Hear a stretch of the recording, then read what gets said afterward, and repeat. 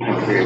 तो मेरा नाम मुकुल संचेदिया और मैंने अपनी प्राथमिक शिक्षा अपने गांव से गोसाई गांव असम में कोकराझार डिस्ट्रिक्ट के अंदर आता है। वो शंकरदेव विद्या निकेतन से की है। उसके बाद मैंने 11वीं 12वीं कोटा से की है।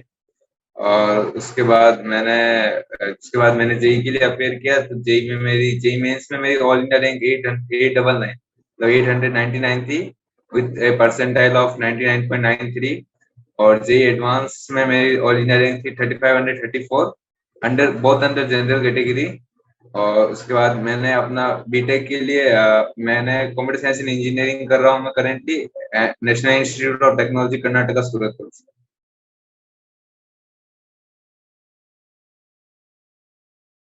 ओके। तो प्राइमरी रीजन यही था कि मतलब मेरा मेन फोकस था कि मेरे को सर्किटल ब्रांच में जाना है, क्योंकि मेरे को सर्किट्स में थोड़ा इंटरेस्ट था। तो सर्किटल ब्रांच में मेरे को जैसे जहां तक लास्ट ऑप्शन मेरा था, मतलब आईआईटीज के अंदर, आईआईटीज में मेरे को लोअर आईआईटीज में मेरे को कंप्यूटर साइंस इंजीनियरिंग मिली थी according to JEE advanced rank. और एस एस एच में रिजर्वेशन नहीं थी। तो इसलिए मैंने फिर एनआईटी में परसू किया। तो मेरी ऑल इंडिया रैंक 899 की वजह से मेरे को एनआईटी की मिली। सच मतलब कुछ ऐसा अलग मोटिवेशन नहीं, मेरे अंदर आत्मा नहीं जगी थी। मतलब ऐसे मन में था कि मेरे को साइंस ही फील्ड में जाना है। मतलब वो मैथ्स को सॉल्व करने में, फिजिक्स के जो रियल लाइफ प्रॉब्लम्स देखता था कि अच्छा ऐसे ये वेक्टर ऐसे चल रहा है, ये गाड़ी ऐसे चल रही है, ऐसे ये सॉल्व हो रहा है। केमिस्ट्री को जब देखता था, अच्छा ये रिएक्शन ऐसा हो रहा है, हर चीज में लॉजिक कनेक्ट हो रहे थे। तो वो सब चीजें मेरे को इंटरेस्ट था कि पहले से मतलब इसमें इसी लाइन में कुछ करना है। और बायोलॉजी में मेरा इंटरेस्ट इतना नहीं था। मेरे इंटरेस्ट फिजिक्स केमिस्ट्री मैथ्स में था। तो मैंने इसलिए इंजीनियरिंग चुनी। उसके बाद मेरे घर से एक ऑलरेडी एक आईआईटीएन, एक आईआईटीएन और एक दो इंजीनियर हो चुके हैं। एक आईआईटीएन है और एक एनआईटीएन है। तो उनको भी मैं देखा था कि वो लोग कैसे कैसे रियल लाइफ प्रॉब्लम सॉल्व कर रहे हैं, कैसे कॉमन पीपल्स प्रॉब्लम सॉल्व कर रहे हैं। तो वो मेरे को मोटिवेट करते थे।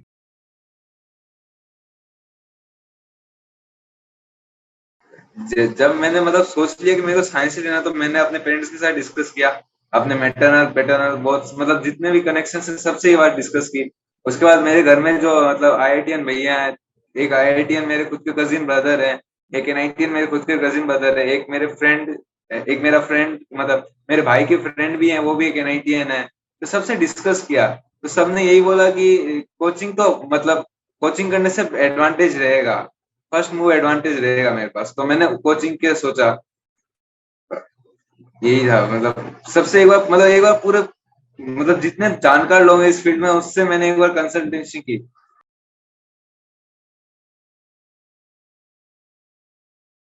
समस्या तो काफी थी, किंतु जब लक्ष्य बड़ा होता है तो समस्या अपने आप चलती जाती है। तो काफी समस्या थी, जैसे कि मतलब मैं पहली बार अपने घर से बाहर जा रहा था, वो भी कोटा जैसे शहर में, मतलब जहाँ मैं किसी को जानता भी नहीं हूँ।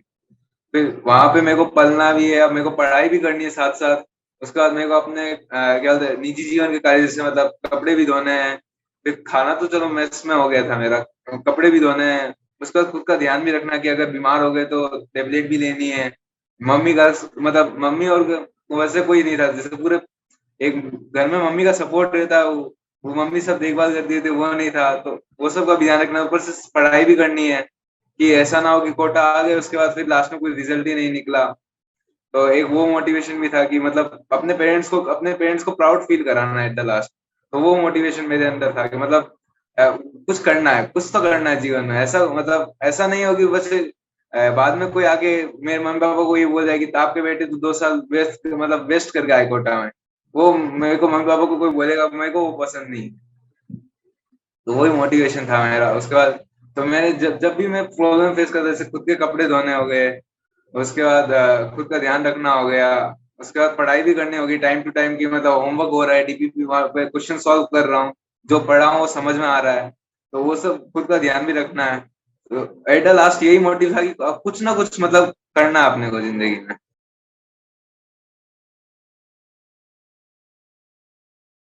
ओके। तो मैंने शुरुआत की 11th और 12th में, तो मैंने बेसिकली पूरे कोचिंग के मटेरियल सॉल्व किया। उसके बाद जब 12th के मतलब बोर्ड्स के समय आया, मतलब जब जेई मेंस जब एक्चुअल एग्जाम का टाइम आया, तब मैंने अपनी एनसीईआरटी बुक्स को एकदम अच्छे से ढूंढ दिया। फिर मैथ्स बेसिकली एनसीईआरटी बहुत इजी है। जब आप कोचिंग के अगर मटेरियल करेंगे कोई भी कोचिंग का, तो आपको मैथ्स इजी लगेगी। मैथ्स एक बार वो करने से फटाफट आपका रिवीजन हो जाएगा। फिजिक्स का भी सेम ही है, फटाफट आपके रिवीजन हो जाएंगे सारे। किंतु केमिस्ट्री की जो एनसीईआरटी वो मस्ट है, वो मतलब पढ़नी ही जरूरी है। एक एक लाइन, एक एक वर्ड उसका बहुत इंपॉर्टेंट है। उसके आपको सेपरेट नोट्स बना, मैंने तो सेपरेट नोट्स भी बना रखे थे उसके। शायद यही कहीं कभी रखे भी होंगे अगर ढूंढूंगा तो। उसके एकदम सेपरेट नोट्स, मतलब पॉइंट टू पॉइंट हर लाइन मैंने अंडरलाइन करके रखी, इस लाइन का ये मतलब ये इससे कनेक्ट हुआ है। और जेई में इसमें सीधे सीधे उसके क्वेश्चन आ गए थे। मैंने जिस अटेम्प्ट में मेरे 99.93 परसेंटेज बने थे, उसमें भी मेरे केमिस्ट्री में बहुत ज्यादा मार्क्स इसलिए आए थे क्योंकि मैंने एनसीईआरटी को बहुत अच्छे से पढ़ा था उसमें। सीधे बायोमोलिक्यूल्स, पॉलीमर्स, ये सब तो सीधे क्वेश्चन आ रहे थे। केमिस्ट्री इन एवरीडे लाइफ, ये सब सीधे सीधे क्वेश्चन आ रहे थे।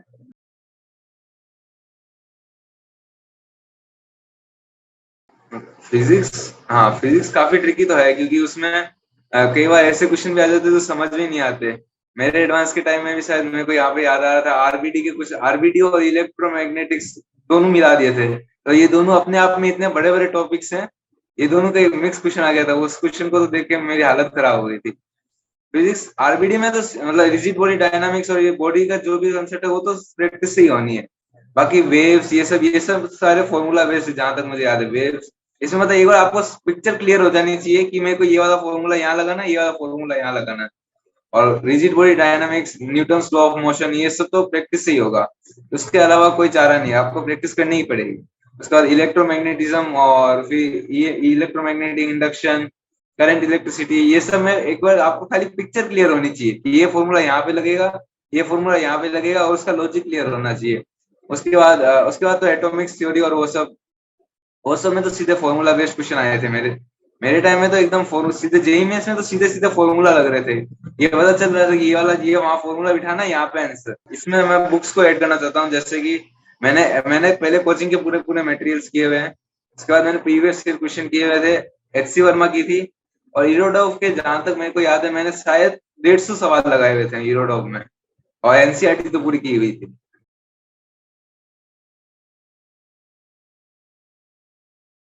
केमिस्ट्री तो केमिस्ट्री तो मतलब मेरे को एक टाइम में खुद इससे मतलब इतना परेशान हो गया था कि ये कैसे याद किया जाए इन सबको। फिर मैंने जेई की 3-4 महीने पहले मैं ठान लिया था कि नहीं, रैंक मतलब केमिस्ट्री करनी है, ऐसे नहीं है कि छोड़ के चले जाएंगे कि बाद में अपने आप हो जाएगी ये, करनी है। तो मैंने क्या किया था, सबके एकदम अच्छे से नोट्स बनाए, पॉइंट टू पॉइंट लिखी बात। ऐसा नहीं कि पूरा पैराग्राफ लिख दिया, पॉइंट टू पॉइंट बात, जो सिर्फ मुझे समझ में आ सकता है। शायद आज अभी भी किसी को समझ नहीं आएंगे वो। सिर्फ मेरे को समझ में आ गया, इससे ये रिएक्शन इसके यही होगी। और कुछ कुछ अपने अपने लॉजिक लगा लिए थे कि एन ए के साथ यही होना है, सीएल के साथ यही होना है। कुछ कुछ अपने अपने गाने बना लिए थे। कुछ जैसे एक एक गाना शायद मुझे याद है, जिंक के साथ कुछ ऐसा ऐसा रिएक्शन होती है, जिंक +2 में रहता है हमेशा, ऐसे मतलब। और Fe +2 में ज्यादा स्टेबल, या कुछ ऐसे ऐसे कुछ कुछ रिएक्शंस थे। तो मैंने अपने अपने लॉजिक निकाल लिए, कुछ गाना बना लिए। कैसे भी करके याद करना है मतलब। मैंने तो सुबह शाम मतलब मैंने टाइमिंग फिक्स कर ली थी। मैं बाद में सोऊंगा, 1 घंटा बाद में सोऊंगा, किंतु ये मेरे को पता था ये लॉन्ग टर्म में मेरे को हेल्प करने वाली है। तो ऑर्गेनिक केमिस्ट्री में तो फिर भी आपको रिएक्शन के मैकेनिज्म और पता होते हैं, तो थोड़े बहुत डिराइव हो सकते हैं लॉजिकली। किंतु इनऑर्गेनिक केमिस्ट्री में आप डिराइव नहीं कर सकते, ये वाली चीज आपको याद करनी ही पड़ेगी। ऊपर से उसके बाद डी ब्लॉक भी होते हैं, एफ ब्लॉक भी होते हैं, एस ब्लॉक भी होते हैं, पी ब्लॉक होते हैं। पी ब्लॉक अलग से कर रहे हैं, एस ब्लॉक अलग से कर रहे हैं। तो वो चीज याद ही करनी पड़ेगी अल्टीमेटली। आप कुछ भी करके, कैसे भी करके गाना बनाओ, कैसे भी रट के सुबह शाम। मैं तो भाई सुबह से हम उसको ठान लिया था। मैथ्स छोड़ो, मैथ्स मैथ्स मेरे को पता था कि फॉर्मूले पे ही बनेगी। मैथ्स फॉर्मूला पे बनेगा, फिजिक्स लॉजिक पे बनेगा, किंतु केमिस्ट्री रटने पे ही बनेगा। और वो फिजिकल केमिस्ट्री तो बहुत इजी है, वो तो सीधा फॉर्मूला पे आंसर आ जाते हैं उसके। तो वो फॉर्मूला रटो और आंसर आ गया।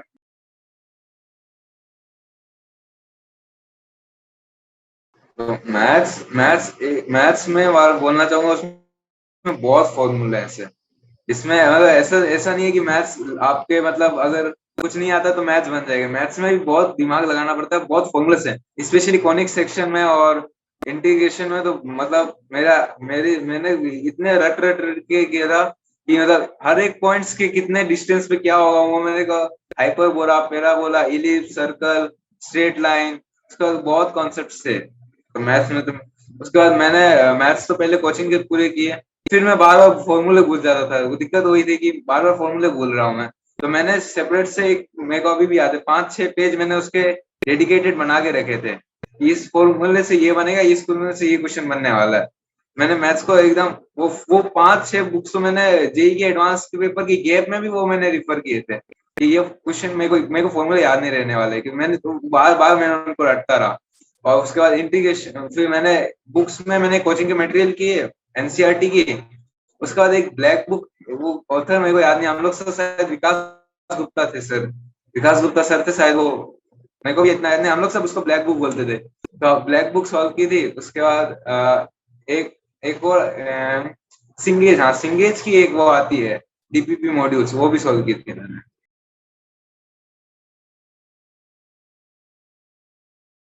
हाँ, तो इस सेक्शन में मैंने दिमाग लगा के रखा था कि मतलब मेरे को लग रहा था कि मैं 11th का भूल जाने वाला हूँ, तो मैंने पहले से ही, जैसे 12th में आपके एग्जाम के टाइम में आपके ऊपर प्रेशर बनता है, मैंने ये चीज रियलाइज कर ली थी कि एग्जाम है तभी आप पढ़ोगे। तो मैंने जिस टाइम मेरे को जैसे थोड़ा फ्री टाइम मिलता था, मैं 11th के नोट्स लेके बैठ जाता था। मैं नोट्स नोट्स तो मैं अभी भी सबको बोलता हूँ कि नोट्स इतने सुंदर बनाओ कि मतलब आपको कुछ करने की जरूरत, आपको बुक खोलने की भी जरूरत नहीं है। तो मैं नोट्स लेके बैठ जाता था, जब भी जैसे फ्री टाइम मिलता था। केमिस्ट्री केमिस्ट्री के तो मैं नोट्स हम लेके साथ में बैठता था कि उसके फॉर्मूलास, उसके वो सब वो याद नहीं रहने वाले। तो मैंने 12 के साथ साथ वही किया था। उसके बाद फिर 12 में भी इतने फॉर्मूलेस हैं, वो फिर मैं ऐड करते जाता था। वो मैंने डायरी बनाई हुई थी, उसमें ऐड करते जाता था, ऐड करते जाता था, लिखते जाता था और बार बार रिवाइज करते जाता था कि इससे ये क्वेश्चन सॉल्व होने वाले हैं। क्योंकि ट्वेल्थ ट्वेल्थ अपने आप में ही बोर्ड्स का इतना प्रेशर रहता है कि 11th में नहीं होगा साथ में। अगर आप ऐसे इंडिविजुअली देख, अगर आप सोचो कि मैं ये डेडिकेट करूंगा, ये डेडिकेट करूंगा, ये नहीं, सब प्लान फेल हो जाते हैं लास्ट में। लास्ट में आपको जैसे ही टाइम मिले, आपको मोबाइल छोड़ना पड़ेगा, आपको सब सब छोड़नी पड़ेंगी और आपको पढ़ना ही पड़ेगा। अल्टीमेटली वही जेई क्लियर करवाएगी। ये सेम प्रॉब्लम मुझे भी फेस हुई थी। मेरे जेई में मतलब पार्ट 1 और पार्ट 2 इतने गंदे गए हुए थे, मेरे को तो एक बार डर हो गया था कि मैं नहीं कर पाऊंगा ये। तो मैंने इसके लिए मतलब इतनी रिसर्च की, मतलब इतने एक्सपेरिमेंट्स किए हैं। मैं एक बार लाइन वाइज एक्सपेरिमेंट बताता हूँ। सबसे पहले मैंने क्या किया, अपने डेटा पैक खत्म कर देता था मैं, क्योंकि व्हाट्सएप पे मैसेज आ जाते हैं कि व्हाट्सएप पे मैसेज मतलब विदाउट डेटा पैक भी आ जाते हैं, वो खाली अब वो जियो के कुछ ऐसे सिस्टम्स हैं। तो मैंने डेटा पैक खत्म कर दिया। मैं यूट्यूब पे डाउनलोड करता था वीडियो, डेटा पैक कैसे भी खत्म कर देता था। उसके बाद मैंने फिर उन वीडियो को डिलीट मार देता था मैं। तो मैं फिर मैंने कुछ दिन बाद नोटिस किया कि अगर मेरे को बाद में कभी रात को, अगर दोपहर में मेरे को कोई इन्फॉर्मेशन चाहिए, वीडियोस चाहिए अगर, तो वो मैं मैनेज नहीं कर पाऊंगा। तो फिर उसमें मैंने फिर रिसर्च की। तो फिर मैंने क्या किया, मैं जैसे ही मेरी क्लास खत्म होती थी, मैं मोबाइल को स्विच ऑफ करके रख देता था। मतलब इतना स्विच ऑफ किया, इतना स्विच ऑफ किया, जहां तक मेरे को याद है जेई के टाइम में मेरा मोबाइल खराब हो गया था लास्ट टाइम। फिर मेरे को उसको फेंकना ही पड़ा लास्ट में। जेई के बाद मैंने उसको फेंक ही दिया फिर। इतना मतलब मैंने स्विच ऑफ कर दिया। मतलब एडिक्शन है ये, तो मैं भी मानता हूँ अभी भी है एडिक्शन, क्योंकि इतनी इंफॉर्मेशन है, इतने इतने सारे सब इतनी सारी चीजें हैं कि किस चीज को कितना टाइम देना है, क्या प्रायोरिटी होनी चाहिए, इसमें बहुत कंफ्यूजन है। तो मैंने तो मतलब लास्ट में मेरे को ऐसे हो गया था कि मोबाइल ऑन ही नहीं की मैंने, शायद 17 दिन, लास्ट में मेरे को याद है जेई एडवांस के 10-17 दिन पहले मैंने मोबाइल को स्विच ऑफ किया। उसके बाद मैंने ऑन ही नहीं किया, और वो शायद बाद में ऑन हुआ भी नहीं, उसको मैंने फेंक दिया।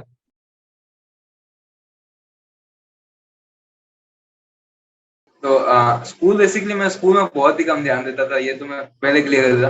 मतलब स्कूल में मतलब मेरा खाली फॉर्मेलिटी थी, स्कूल जाना है बस, इतनी, स्कूल जाना है, एग्जाम देना है, बस इतनी फॉर्मेलिटी की मैंने स्कूल में। और मैंने मतलब लगभग मैंने ऐसा प्लान बना के रखा था 8 से 1, मतलब कोविड के टाइम में तो चलो फिर भी स्कूल में अटेंडेंस, वो सबको ही पता है कि कैसे छुट्टी हुई है सबकी। तो मैंने डेडिकेट रखा 8 से 1 में कोचिंग करनी है।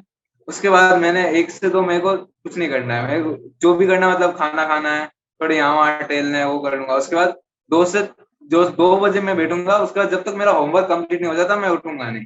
फिर होमवर्क कंप्लीट किया, जनरली वो 5-6 बजे तक हो जाता है। उसके बाद मैंने थोड़ा नाश्ता वास्ता कर लिया, थोड़ा घूम लिया, फिर वो कर लिया। उसके बाद थोड़ा मोबाइल देख लिया, या तो थोड़ा इन्फॉर्मेशन देख ली, फिर दोस्तों से बात कर लिए। तो फिर ये सब करके के 7-8 बज जाते हैं। उसके बाद रात को खाना खा लिया।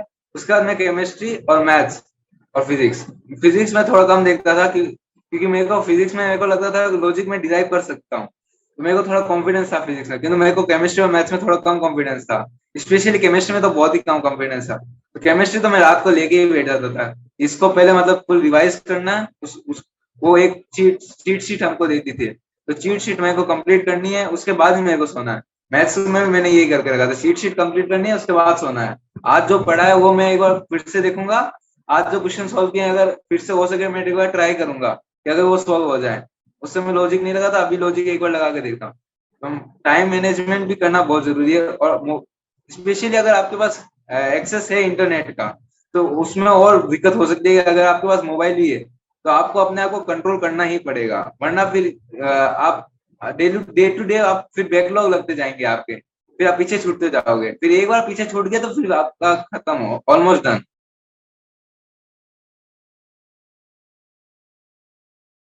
मैं मेरे लिए तो बेस्ट थेरेपी थी मेरी मम्मी से बात करना।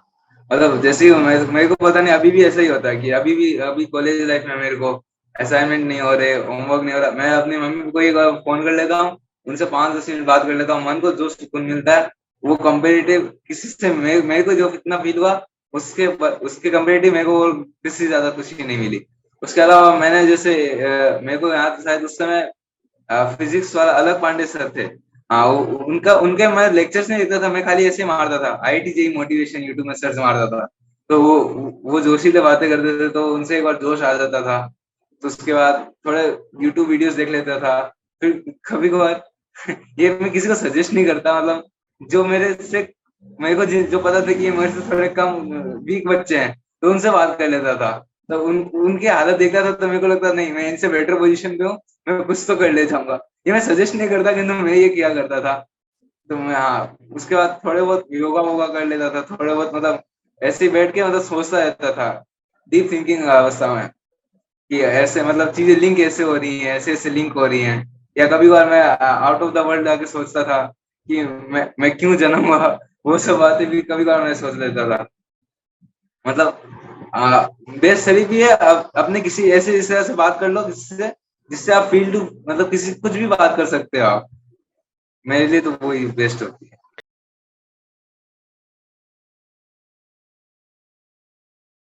हाँ, ये सेम चीज मुझे फील हुई थी कि कोटा में मैं जब था, तो मैं दिन भर रूम में बंद रहता था, या फिर मतलब कम जाता था बाहर, खाली ऐसे मतलब टहलता था, मतलब खेलता वेलता, खेलता बहुत मोस्टली रेयरली था।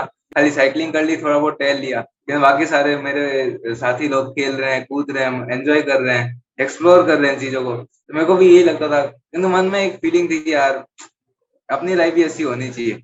फिर मैंने एक दिन अपने जी वाले भैया से बात की थी, मतलब उन जिन्होंने आईआईटी, तो उन्होंने मुझे बोला कि आईआईटी के अंदर तेरे को पाँव रखने का टाइम नहीं मिलेगा, रूम में जाने का टाइम नहीं मिलेगा। इतनी वहां पे देखो स्पोर्ट्स फैसिलिटी, इतने सारे काम है। देख, तो मेरे को उन्होंने सीधा बोल दिया, देख अभी तो एंजॉय करेगा, बाद में एंजॉय नहीं कर पाएगा, और बाद में एंजॉय करना चाहता है तो अभी एंजॉय मत कर। तो मैंने वो चीज गांठ बांध के लग रही कि मेरे को जितने भी खेल रहे हैं, मैं अपने मन में वही रखूंगा कि मेरे को बाद में एंजॉय करना है, मेरे को बाद में एंजॉय करना है। और सच में वो बात वो सच भी है उनकी। अभी भी मैं अगर एनआईटी में जाऊँ, मेरे को रूम में टाइम नहीं मिलता है ऑलमोस्ट। मैं पूरे दिन बाहर खेलता रहता हूँ, बाहर घूमते रहता हूँ अपने दोस्तों के साथ। तो मैं यही बोलना चाहूंगा कि कंट्रोल, सेल्फ कंट्रोल तो लाना पड़ेगा। अगर आप टेंथ हो जाते हो तो आप मतलब ऐसे पनिशमेंट सिस्टम लेके आ जाओ कि अगर मैं जाऊंगा खेलने तो मैंने मैंने एक्स्ट्रा 2 घंटे पढ़ाई करनी है। तो वो बच्चों का जैसे नहीं होता है क्या, दो डंडे मारते हैं फिर उनको खिलौने दे देते हैं, तो वैसे वाले सिस्टम मैंने अपने आप को अपनाए हुए थे।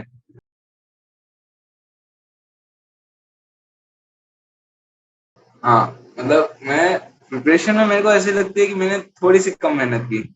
स्पेशली मैथ्स में मैंने मैथ्स के सारे फॉर्मूले रटे हुए थे, और बेसिक बेसिक डिराइव कर सकता था, किंतु हाई लेवल की प्रॉब्लम्स के बारे में मैंने कभी सोचा नहीं। मेरे को लगा जे एडवांस में हाई लेवल प्रॉब्लम्स आ जाने चाहिए थे, क्योंकि मतलब प्रॉब्लम आएंगे, किंतु मैंने उस चीज के बारे में कभी इतना डीपली सोचा नहीं। वो मेरे को उस बारे में थोड़ा सोचना, उस बात का मेरे को अभी भी रिग्रेट है। दूसरा मेरे को रिग्रेट है कि मैंने लास्ट टाइम जे एडवांस के एक हफ्ते पहले मैं सिर्फ ट्रेवलिंग में अपना टाइम बिता दिया था। तो जो मेरा पीक आवर्स आ जाना, मतलब जे एडवांस के दिन मेरे पीक होने चाहिए थे, उस दिन मैं अपना पीक पे नहीं था। मतलब एक एक टाइम बना के चलना पड़ता है कि मतलब इस दिन मेरा पीक हो जाए जे एडवांस के दिन, वो मैं नहीं कर पाया। तो वो मेरे को अफसोस है कि लास्ट लास्ट मोमेंट में ट्रेवल नहीं करना चाहिए।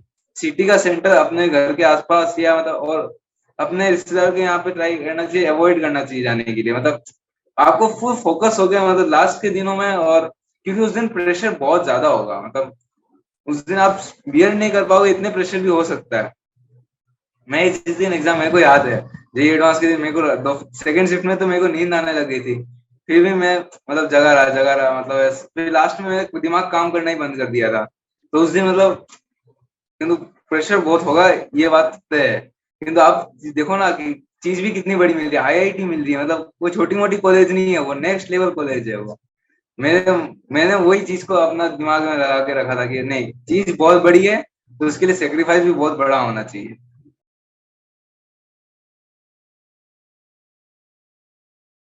जैसे मैंने तो 10th के बाद ही की थी, किंतु मैंने देखा था कोटा में काफी लोग 7th से आ गए थे, 7th से 8th से आ गए थे, वो काफी छोटे छोटे थे। तो मेरे को इतना नहीं लगता कि 7th 8th तक आ जाना चाहिए। मेरे को लगता है एटलीस्ट 10th के बाद तो चले जाना चाहिए, मतलब 12th के बाद तक तो वेट ही नहीं करना चाहिए।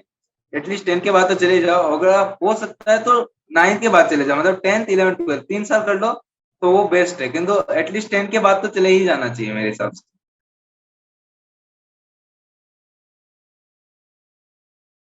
हाँ, एक तो चीज मैं बोलना चाहूंगा, एक यूट्यूब यूट्यूब में बहुत सारे रिसोर्सेज बहुत बहुत अच्छे से पढ़े हुए हैं, खाली उसको एक्सप्लोर करने की जरूरत है।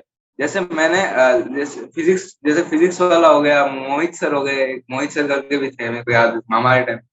उसके बाद और उनके बहुत सारे नोट्स फ्री में अवेलेबल है, फिजिक्स वाले के भी शायद अवेलेबल होंगे मेरे हिसाब से। बहुत सारे नोट्स फ्रीली अवेलेबल है, टेस्ट सीरीज भी फ्रीली। तो वो सब बहुत गुड रिसोर्सेस है। एट द लास्ट मुझे भी याद है, मैंने एट द लास्ट उन्हीं को ही रिवाइज मारा है, उन्हीं का ही मैंने प्रिंट आउट निकाल के रिवाइज मारा है। तो यूट्यूब, अगर आप इतना अफोर्ड कर सकते हो तो यूट्यूब भी बहुत, खाली आपको एक सेल्फ कंट्रोल लाना होगा कि मैंने इस चीज के बाहर यूट्यूब का यूज ही नहीं करना है, मैंने खाली ये पढ़ाई के लिए यूट्यूब का यूज करना है। तो वो एक बहुत ही बेस्ट रिसोर्स है, मतलब मैं तो अभी भी बोलता हूँ, अगर लास्ट टाइम में वो नहीं होता, शायद मेरी जेई एडवांस की रैंक 899 की जगह 8 ट्रिपल ट्रिपल नाइन होती, मतलब 900 की जगह 9000 होती। मेरे को तो ऐसा लगता है, क्योंकि मैंने बहुत ज्यादा रिवाइज मारा था यूट्यूब से लास्ट टाइम में। और अगर रिसोर्स की कमी है, तो ऐसे डिमोटिवेट नहीं होना। हमारे टाइम में भी कोविड था, तो हम लोग भी ऑलमोस्ट सारे ऑनलाइन किए थे हम लोग ने भी। वैसे अगर सब लोग डिमोटिवेट हो जाते कि नहीं यार हम लोग को तो नहीं हो रहा है, फिर तो ऐसे कोई क्लियर ही नहीं कर पाता जी। सब सबकी अपनी अपनी मजबूरियां होती है, ये बात सही है, किंतु अपने को पढ़ाई करना है। मैं अपने को ऐसे फ्री टाइम में ऐसे फ्री टाइम में ऐसे सोचना नहीं है कि ऐसे नहीं है, अपने अपने पास बहुत कुछ है, अपन एक्सप्लोर करें। मेरे पास भी रिसोर्सेज तो ऑफलाइन नहीं था, तो मैंने इतना एक्सप्लोर किया, मतलब मैंने आईआईटी जेई वाले भैया, मतलब मेरे जेई मेरे जो आईआईटीएंस भैया हैं उनको मैंने बोला था कि आप अपने रिसोर्सेज भेज दो। कहीं से एच सी वर्मा जुगाड़ कर ली, कहीं से हीरोडोप जुगाड़ कर ली। ऐसे मैंने बुक्स का पूरा कलेक्शन जुगाड़ कर लिया, एक बिना पैसे खर्च किए हुए मैंने पूरे बुक्स अपने गांव में जितने भी थे सबके सबके घर जा जा के मैंने बुक्स कलेक्ट कर लिए थे लास्ट टाइम में। तो हाँ, ऐसा ही हुआ था। तो ऐसे डिमोटिवेट नहीं होना, बहुत रिसोर्सेज हैं ऑलरेडी।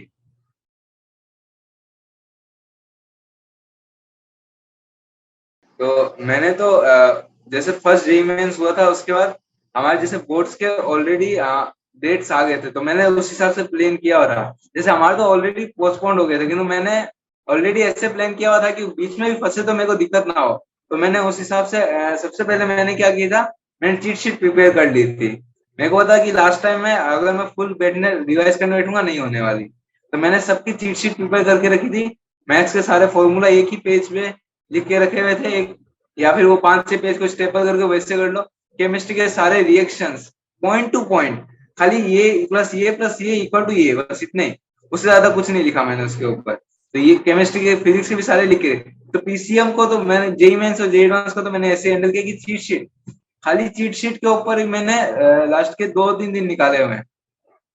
और फिर मैंने बोर्ड्स के बीच में, जेईई मेन सीजन 1 के बाद शायद बोर्ड्स आते हैं, उसके बाद सीजन 2 आता है। तो उसके बाद मैंने बोर्ड्स की तैयारी, फिजिकल एजुकेशन और मेरा था इंग्लिश। तो इंग्लिश तो मैंने मतलब पूरा ऐसे सुबह शाम लेके रट रहा था मैं तो, रट रहा था रट रहा था रट रहा था रट रहा था याद ही नहीं हो रहा है मेरे को। तो फिर मैंने यूट्यूब खोल के देखा, तो मैंने एक बार यूट्यूब में देखा, शायद कोई एक चैनल था, उसमें उसने पूरा इंग्लिश के सारे चैप्टर वाइज उसने मतलब पूरी कहानी के रूप में बताई हुई थी। तो उससे मैंने क्या किया, सबसे पहले कहानी को समझ लिया, उसके बाद मैंने अपने आप से आंसर बनाने शुरू किए।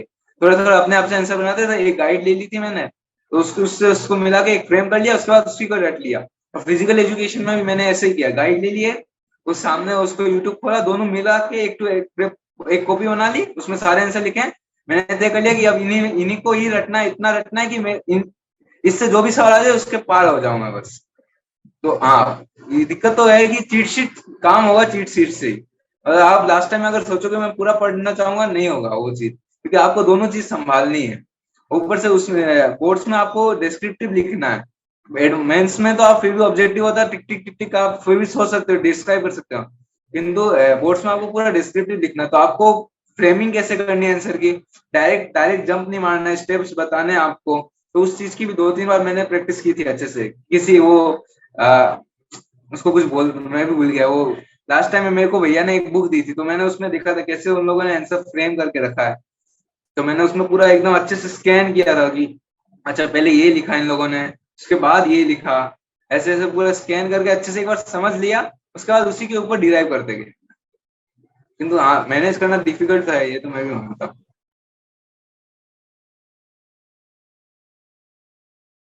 तो 3 महीने पहले तो मैंने सबसे पहले 3 महीने पहले मेरे को ये चीज रियलाइज होगी चीट शीट की जरूरत पड़ेगी।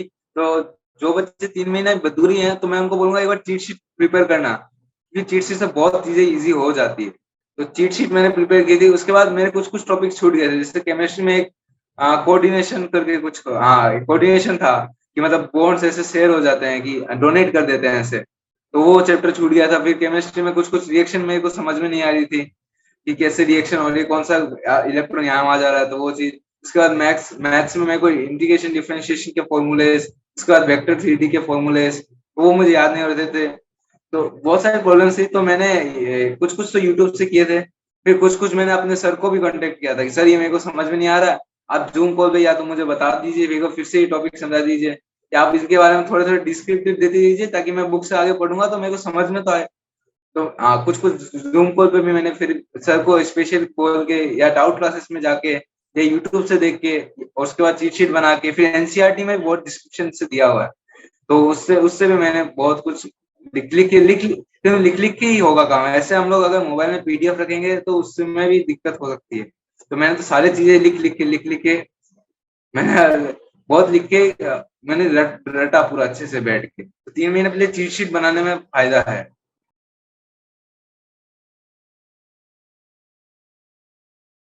हाँ, सेल्फ स्टडी का तो मेन सेल्फ स्टडी है।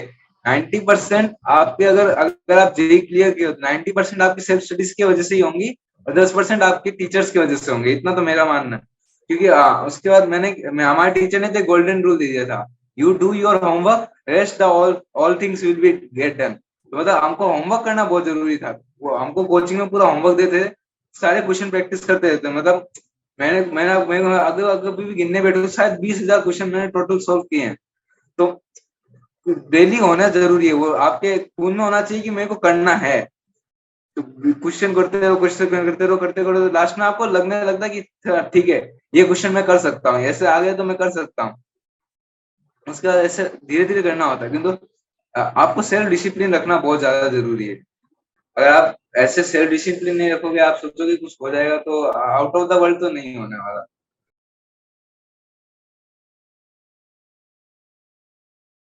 हाँ, इसमें मैं एक पॉइंट ऐड ऐड और करना चाहता हूँ। आपने एक क्वेश्चन पूछा था जेई में मेरी असफलता मतलब रिग्रेट क्या है। एक रिग्रेट मेरा ये भी था कि मैं पेपर को फिर से नहीं देखता था। तो ये मेरे को अभी भी इतना अफसोस होता है कि मतलब काफी क्वेश्चन मैं, मतलब जो क्वेश्चन मेरे को स्ट्रक कर जाते थे कि मतलब ये सॉल्व कैसे करना है, वो मैं जाके फिर से देख लेता, किंतु जो क्वेश्चन मैं सॉल्व नहीं कर पाया या मेरे को इंटरेस्ट ही नहीं है क्वेश्चन में, वो मैं फिर से नहीं देखता था।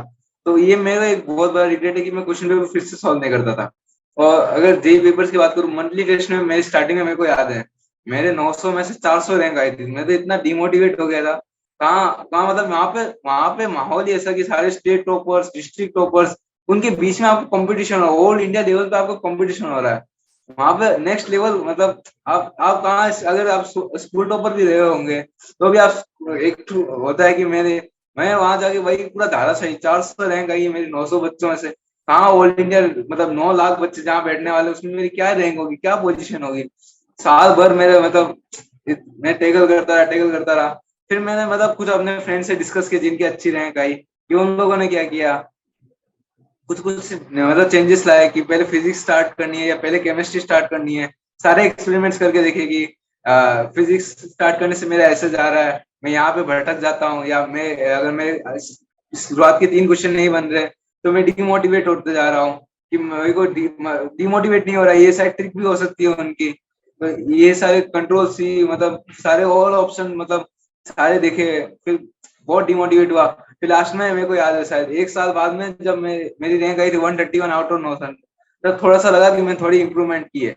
उसके बाद फिर अचानक से मेरी 230 आ गई, फिर से मेरे डिमोटिवेशन हुआ कि अभी तो 131 आई थी, उसके बाद फिर गिर गई।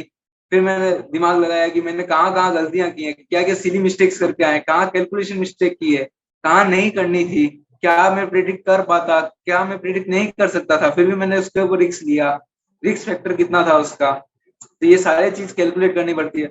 उसके बाद डिमोटिवेशन होता था तो वो मतलब इतना तगड़ा डिमोटिवेशन होता था कि मतलब 2-3 दिन तक सुन हो जाता था मैं। उस समय फिर मम्मी से बात करता था, फिर मम्मी बोलती थी नहीं नहीं हो जाएगा, आराम से हो जाएगा। फिर लास्ट में 1.5 साल बाद फाइनली मेरी शायद 900 में से 10 रैंक आई। फिर उसके बाद मैंने फिर आस नहीं छोड़ी, फिर मेरे को पक्का हो गया कि कुछ तो हो ही जाएगा यहाँ से। फिर हाँ मतलब स्टार्टिंग में स्ट्रगल तो होगी, किंतु उस समय आपको डिमोटिवेट नहीं होना। आपको सोचना मैं कंसिस्टेंट रहूंगा। कंसिस्टेंसी इज द की है, वो मतलब फैक्टर है वो। अगर कंसिस्टेंट रहो तो आपको वो चीज जरूर मिलेगी, भले ही देर से मिले किंतु मिलेगी।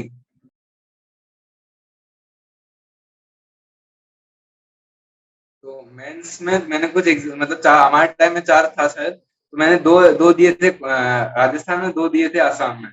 तो एक तो मेरे ऊपर से वेदर कंडीशंस भी ऐसे है, तो मेरे को जहां तक याद है जिसमें मेरे सबसे अच्छा ये था उस दिन, तो मैं रात को सोया भी नहीं था शायद। मैंने रात को ट्रेन से ट्रेवल करा था, वो एक बहुत बड़ा रिक्स भी होता है। लेकिन हम लोगों ने वो रिस्क लिया था कि मेरे को लगा था कि सुबह सुबह एग्जाम है, रात को ही जाना, ट्रेवल करना बेटर रहेगा।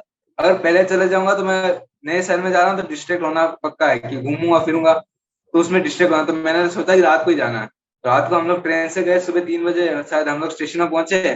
तो फिर मेरे भाई ने सारा बंदोबस्त करके रखा था, उसने मेरे लिए तकिया तकिया फिर बिस्तर सब बना के रखे। फिर मैंने प्लेटफॉर्म पे ही सोया था उस दिन, मेरे को याद है। उसके बाद 4 बजे हम लोग ने शायद वेटिंग काउंटर में हम लोग ने फिर मैं बात लिया। उसके बाद मैं 6:30-7 बजे तक वहां पे पहुंच गया था एग्जामिनेशन सेंटर। तो उससे पहले भी मैंने रास्ते में पूरा रिवाइज किया था। चीट शीट देखी थी, मैथ की चीट शीट देखी थी, केमिस्ट्री की भी चीट शीट देखी थी। केमिस्ट्री की चीट शीट इनफेक्ट मैंने 2 बार देखी थी। उसके बाद फिजिक्स की चीट शीट भी देखी थी। उसके बाद मतलब अपने अपने जो भगवान हो, आप जिनको भी मानते हो, माता पिता को, तो उनको भी एक बार फोन करके या फिर भगवान को याद करके फिर प्रणाम करके फिर सारे लोगों मतलब सबका मन में ध्यान रख के आराम आराम से गया। फिर वहां पे वो चेकिंग हुई, उसके बाद वहां पे मैंने आराम से बैठा, वहां पे भी भगवान का नाम लेता रहा, मैथ्स के फिजिक्स के फॉर्मूले दोहराता रहा। और वो फॉर्मूले तो दोहराते रहा जिनको ऊपर मेरे को कॉन्फिडेंस थे, क्योंकि अगर मैं उन फॉर्मूले को दोहराता जिनके ऊपर मेरे को कॉन्फिडेंस नहीं थे, फिर मेरे दिमाग में वही स्ट्रक रहता कि मेरे को ये वाली चीज नहीं आती, ये वाली चीज नहीं आती। तो वो वहां पे मैं बाद में नहीं फंसू, ये मैंने सोच के रखा था। तो मैंने वही वो फॉर्मूले दोहराए जो मेरे को आते थे, तो मेरे अंदर एक कॉन्फिडेंस भी था, नहीं नहीं मेरे को ये फॉर्मूले आते हैं, ये हो रहे हैं। उसके बाद फिर जैसे क्वेश्चन पेपर खुला, मैंने स्टार्ट किया था केमिस्ट्री से, तो केमिस्ट्री के स्टार्टिंग के 3 क्वेश्चन नहीं बने, मेरे दिमाग हिल गया था। फिर मेरे को याद आया कि मतलब एक टेस्ट पेपर में ऐसा ही हुआ था, मैं स्टार्टिंग के 3 क्वेश्चन नहीं बने। उसके बाद मैंने जब एनालाइज किया कि पूरा पेपर इतना इजी था, मैं आराम से ले जाता था, तो मैंने को वो पेपर याद आया। तो मैंने सोचा नहीं इस बार ऐसा नहीं होने देना है। फिर मैंने केमिस्ट्री के सीधा 5वां नंबर क्वेश्चन पे कूदा, तो वो हुआ। फिर छठा 6 भी हो गया, 7 भी हो गया, 8 भी हो गया, 9 भी हो गया। मेरे एक्साइटमेंट लेवल नेक्स्ट लेवल पहुंच गया। फिर मैंने केमिस्ट्री के वो पहले 3 क्वेश्चन सॉल्व किया, बाकी 20 में से 3 क्वेश्चन को छोड़ के बाकी हो गए मेरे। तो मैंने सोच समझ गया था कि ये इनकी ट्रिक की है, ये लोग डिमोटिवेट करना चाहते हैं। फिर मैं केमिस्ट्री के बाद में सब्जेक्टिव क्वेश्चन पेपर भी कर लिया फटाक से। उसके बाद मैं गया फिजिक्स में फटाफट पहले 5-6 हो गए। उसके बाद 3-4 क्वेश्चन मेरे को डाउट था कि इसमें फॉर्मूला कैसे लगना है, तो मैंने बाद के लिए छोड़े। फिर कुछ क्वेश्चन हुए, कुछ क्वेश्चन नहीं हुए। फिर मैथ्स में मतलब पहले जो क्वेश्चन होते थे वो निपटाते गया।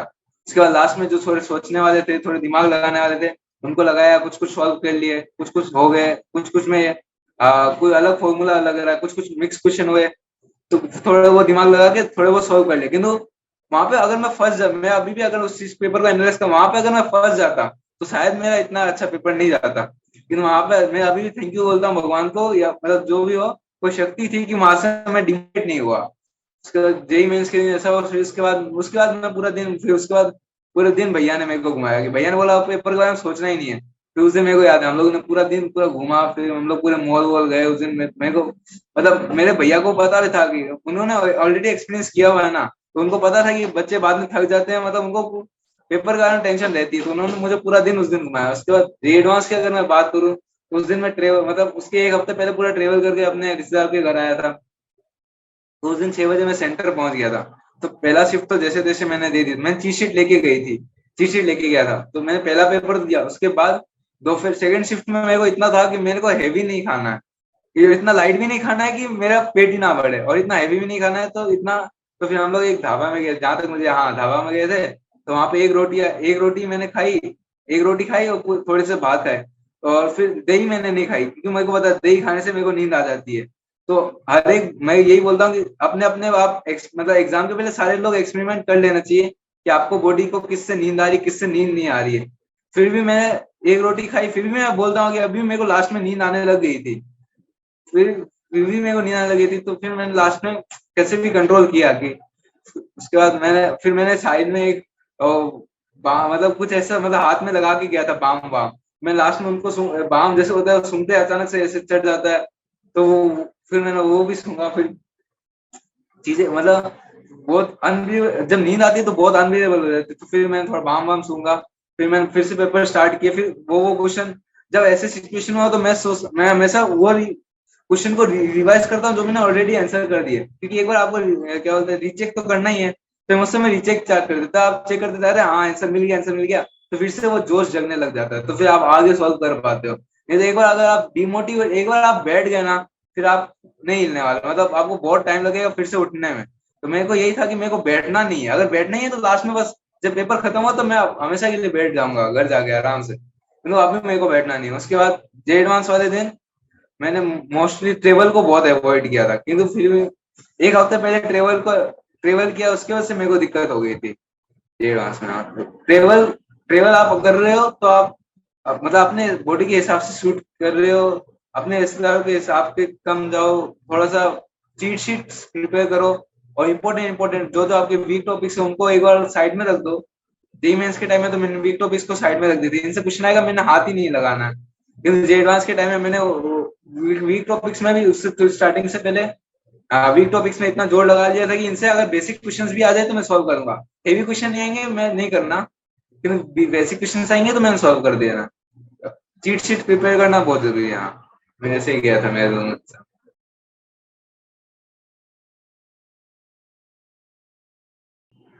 जेई मेंस के रिजल्ट के दिन तो मेरे को भी एक्सपेक्टेशन नहीं थी कि मेरी 899 आ जाएगी। तो जेई मेंस के रिजल्ट के दिन मेरे को खाली इतना लगा, उस समय रिजल्ट भी डिले हो गया था जेई मेंस का। तो मेरे को जैसे ही पता चला रिजल्ट आया, तो मैं फटाक से मंदिर में गया, कि मंदिर में भगवान जी को बोला अच्छे से कर दो बस। फिर भगवान के सामने देखा 899, अरे भाई साहब पूरे फैमिली में अलग लेवल की खुशी का माहौल, अलग लेवल का मतलब वो ग्लो अलग होता है सबके चेहरे में उस समय। वो ग्लो अगर मैं मतलब अगर अपने लाइफ में सबसे बड़ी अचीवमेंट मानूं तो वो ग्लो है, उससे बढ़िया मैंने आज तक अचीव कुछ नहीं किया है। उसके बाद सब जगह फैमिली में पूरी खुशी, मतलब फोन आ रहे हैं रिश्तेदारों के, वो मेरे को अभी भी सीन है। मतलब रिश्तेदारों के फोन आए, क्या गया रिजल्ट, क्या आया क्या आया क्या आया। उसके बाद जब को सबको पता चला 899, तो पूरे गांव में शायद मेरे को अभी याद, शायद first in my village to achieve a 3 digit rank. तो पूरे गांव में इतनी खुशी का माहौल था, सब लोग आने लगे, इतनी खुशी मतलब बहुत नेक्स्ट लेवल माहौल था। फिर जे डांस के रिजल्ट के दिन तो हम लोग सब यहाँ पे मतलब अपने अपने अपनी कुल देवी होती है, तो हम लोग कुल देवी के वहां पे गए हुए थे। तो मैंने ऐसे ही प्लान किया था कि कुल देवी के वहां पे मंदिर में ही उनके सामने ही मैंने रिजल्ट देखना है। और उसके बाहर मैंने कहीं पे नहीं, मंदिर में या कहीं मंदिर परिसर में भी नहीं देखना, मैंने उन्हीं के सामने देखना है। उन्हीं के सामने जैसे ही मैंने देखा 3534, अरे भाई साहब मतलब वहां पे सारे, एक बार तो ऐसा हो गया था, वहां पे सारे भक्त लोग खड़े हुए थे, मैं अचानक से ऐसे कूद गया। तो सब लोग अचानक से सोचने लगे क्या हो गया, मतलब अचानक से कुछ घुस गया कि आत्मा उसके अंदर। फिर सबको बोला नहीं नहीं रिजल्ट आया है, ऐसा हुआ है। फिर इतना खुशी का माहौल हुआ। फिर मम्मी को बताया मैंने, फिर अपने मामा मामी चाचा चाची सबको बताया पूरे परिवार में कि 3500 3500 रैंक आई है, 3500 रैंक आई है। उसका मतलब अलग, मतलब दोनों टाइम में इतनी ग्लो देखी ना मैंने उनके चेहरे में, मतलब वो वर्ड्स में नहीं बोल सकते, मतलब इतना ग्लो है। तो उनको ऐसा लग रहा है मेरे को, उनको उनको देख के मेरे को खुशी हो रही थी मेरे को मतलब ऐसा मैंने किया, मेरे को उस बात की खुशी नहीं, उनका चेहरा देख के मेरे को खुशी हो रही थी, ऐसा सीन था।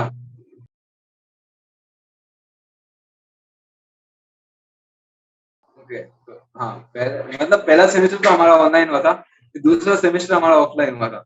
तो मेरा एनआईटी के कॉलेज है, उसमें थोड़ा डिस्क्रिप्शन दे देता मैं ज्योग्राफी। उसके जस्ट बाजू में प्राइवेट बीच है एनआईटी के का। तो बीच एक बहुत बड़ा फैक्टर होता है। तो मैं जिस दिन गया था कॉलेज, मेरे को अभी याद है, मैं सुबह सुबह मतलब मैं अपने मामा मामी के साथ और बहन के साथ गया था। तो हम लोग सब मतलब जैसे सामान रखे, थोड़े बहुत बेसिक इक्विपमेंट्स खरीद लिए, जैसे गद्दे वद्दे खरीद लिए और लैंप खरीद लिए। उसके बाद हम लोग सब शायद 2 बजे के अराउंड बीच में गए। इतनी धूप में बीच में हम लोग सब मस्त लेटे हुए हैं, मस्त यहाँ वहाँ एंजॉय कर रहे हैं पानी से। फिर हम लोग आए थे रात को 7 बजे, मतलब 5 घंटे हम लोग बीच में खेलते रहे वहां पे। मेरे दोस्तों को कुछ दोस्त बनाए, कुछ नए दोस्तों से मिले, जिनको मैं ऑनलाइन ऑनलाइन में जानता था उनको भी मिला, उनके चेहरे देखे, सबसे मिले, नए नए दोस्त बनाए। फिर सबसे अपने अपना फिर सबको अपनी अपनी जर्नी पूछी, सबसे थोड़ा बहुत इंटरेक्शन किया कि कहाँ से है, कौन क्या है। उसके बाद सबके पूछे कि सबके भी कुछ कुछ के रिश्तेदार आए हुए थे, तो कुछ कुछ से उनसे भी मिले, उनको भी प्रणाम किया। तो ऐसे पहला दिन था। मतलब मेरी कॉलेज की शायद बिल्डिंग भी बहुत बड़ी, तो इतनी बड़ी बिल्डिंग थी, हम लोग पूरे बिल्डिंग घूम के आए, सारे डिपार्टमेंट्स देखे, फिर सारे डिपार्टमेंट के अंदर देख के आए। प्रोफेसर और से तो इतने नहीं मिले, सारे डिपार्टमेंट से मिल गए। फिर हमारा लेक्चर हॉल कॉम्प्लेक्स देखा, फिर बीच भी गए। उसके बाद सारे बेसिक इक्विपमेंट्स देखा, फिर फैकल्टी एडवाइस मतलब फैकल्टीज तो कहाँ रहती हैं, फिर स्पोर्ट्स की क्या फैसिलिटीज है, वो सब देख एक्सप्लोर किया उस दिन पूरा दिन। तो एक मेरे बेनिफिट्स थे कि मैं कोटा में पहले बाहर रहा हूँ, तो मेरे को उस चीज का अब डर नहीं था कि मैं बाहर कैसे रहूंगा या नहीं रहूंगा। तो मेरे को पहले से पता था कि अपने को एडजस्ट तो होना ही है। तो उस चीज की वजह से मेरे को काफी एडवांटेज हुआ कि मेस में भी, क्योंकि मेस में खाना और हमारा बहुत ही गंदा था, मैं अभी बोलता हूँ। फिर भी मैंने खाया, मेरे को पता है रहना तो यही है, कुछ कर नहीं सकते। उसके बाद वहां पे मतलब एकदम नहीं बोलना चाहिए, কিন্তু एकदम लग रहा था कि सरकारी कॉलेज है भाई। एकदम मतलब एकदम ऐसे लग रहे गद्दे भी ऐसे, वो रेलवे पटरी की जैसे एकदम वो बिस्तर बिछाए हुए हैं एकदम। किंतु जब मैं मेन बिल्डिंग और में गया तब मेरे को पता चला, अरे यार यहाँ पे तो क्या सही सीन है यार। मतलब खाना और हॉस्टल को छोड़ के सारे सीन वहां पे बहुत सही थे। फिर मैंने देखा कि बाकी सब लोग भी एडजस्ट कर ही रहे हैं, मेरे को भी करना ही पड़ेगा अल्टीमेटली, कोई और ऑप्शन तो है नहीं अपने पास। मैं आया भी आसाम से हूँ, ऐसा नहीं है कि मैं डे स्कॉलर बन के ऐसे रह सकता हूँ। तो अल्टीमेटली मेरे को रहना तो वही है। तो मैंने फिर लास्ट में अपने आप को मना लिया कि नहीं, रहना तो यही है, चाहे खुशी खुशी रहो या दुख से रहो। तो फिर मैंने सोचा खुशी से ही रहना, क्या धीरे धीरे करके सब दोस्त बन गए, तो फिर एडजस्टमेंट में आसानी हो गई।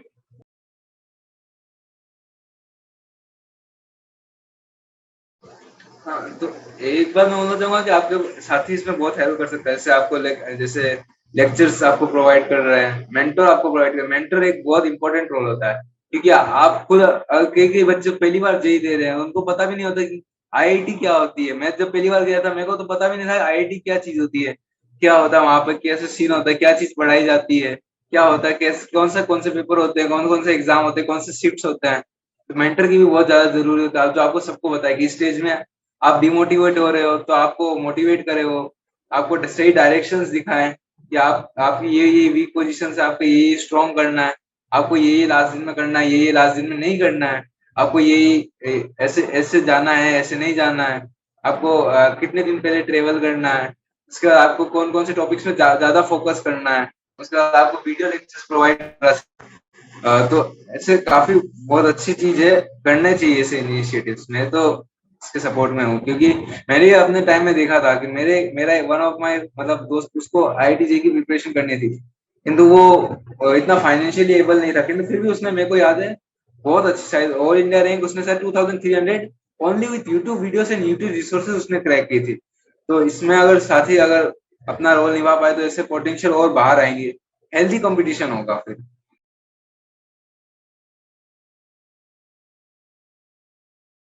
मेरा यही मैसेज है कि आप कंसिस्टेंट रहें, हार्डवर्क करता रहे, एक दिन आपका जरूर सपना पूरा होगा। मतलब ऐसा नहीं है कि कंसिस्टेंसी एंड हार्डवर्क आप कर रहे हो आपका कुछ नहीं होगा। अगर आप मेहनत करना भी सीख गए तो आगे आप भले ही जेई क्लियर नहीं कर पाओ, तो लॉन्ग टर्म आप अच्छा खेल सकते हो।